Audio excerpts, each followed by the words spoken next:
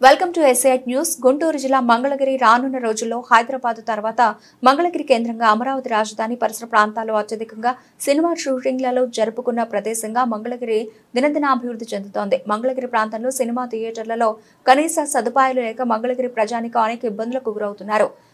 Cinema టికెట్లకు పెట్టే ఖరీదులో థియేటర్కు సంబంధించిన అన్ని మౌలిక సదుపాయాలు కల్పించాల్సిన బాధ్యత యాజమాన్యంపై ఉన్న నిర్లక్ష్యం వహిస్తున్న యాజమాన్యంపైన ప్రజలు ఆగ్రహం వ్యక్తం చేస్తున్న మంగళగిరి అన్నపూర్ణ థియేటర్లో నందమూరి బాలకృష్ణ నటించిన డాకు మహారాజ్ మూవీకి వెళ్లిన ప్రేక్షకుల ఇబ్బందులు సైతం తప్పడం లేదు.